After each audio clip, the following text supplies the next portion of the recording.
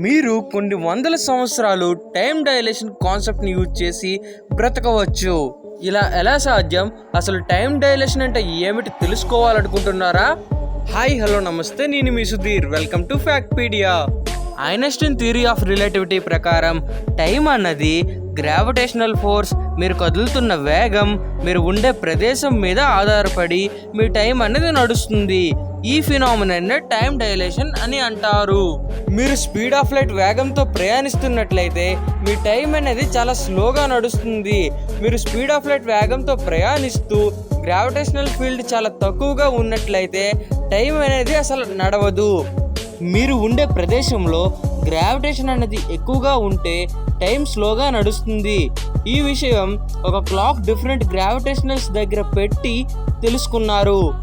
GPS satellites అన్నవి time dilation అన్న కాన్సెప్ట్ని బేస్గా తీసుకొని మాత్రమే పనిచేస్తున్నాయి.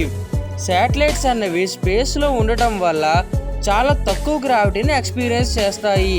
సో వాటి టైం అనేది చాలా ఫాస్ట్గా నడుస్తుంది.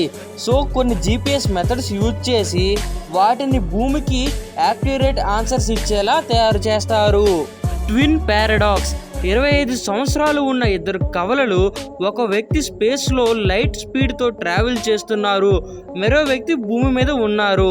స్పేస్లో ట్రావెల్ చేస్తున్న వ్యక్తి యొక్క ఏజ్ భూమి మీద ట్రావెల్ చేస్తున్న వ్యక్తి యొక్క ఏజ్ కంటే చాలా నెమ్మదిగా గడుస్తుంది. టైం డైలేషన్కు ముఖ్య ఎగ్జాంపుల్గా కాస్మిక్ రేస్లో ఉండే మ్యూయాన్ అనే సబాటమిక్ పార్టికల్స్ను చెప్తారు. ఇవి లైట్ స్పీడ్లో ట్రావెల్ చేసి ఎర్త్ని తాకుతాయి.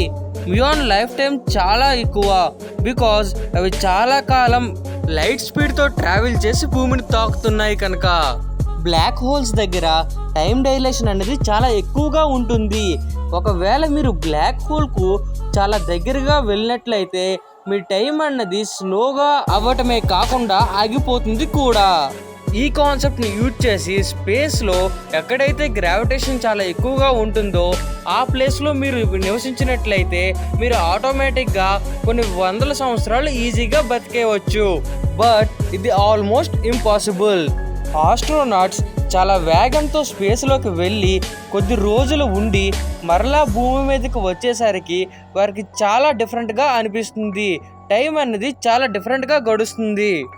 ఈ భూమి మీద ఏ ఆబ్జెక్ట్ అయినా స్పీడ్ ఆఫ్ లైట్ వేగంతో ప్రయాణించాలి అంటే వాటికి ఇన్ఫినిట్ ఎనర్జీ అనేది అవసరం. సో స్పీడ్ ఆఫ్ లైట్ వేగంతో వెళ్ళడం అనేది ఆల్మోస్ట్ ఇంపాసిబుల్. ఒలింపిక్ స్ప్రింటర్స్ అలాగే సూపర్సోనిక్ జెట్ పైలట్స్ కూడా టైం డైలేషన్ని ఫేస్ చేస్తారు. టైం మధ్య డిఫరెన్స్ని ఫేస్ చేస్తారు. మీరు ఒక పెద్ద బ్లాక్ హోల్ దగ్గర ఒక రోజు ఉన్నట్టయితే భూమి మీద దాదాపు 1 month కంటే ఎక్కువ సమయం గడుస్తుంది. భూమి మీద కొన్ని వందల సంవత్సరాలు గడిచినప్పటికీ మీకు కొన్ని నెలలు మాత్రమే గడుస్తాయి.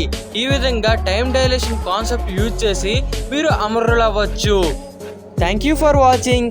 ఈ విషయం కనుక మీకు నచ్చినట్లయితే లైక్ అండ్ సబ్స్క్రైబ్ చేసేయండి. ఒకవేళ మీకు అమరులయ్యే అవకాశం వస్తే అవుతారా లేదనేది కామెంట్ చేసేయండి.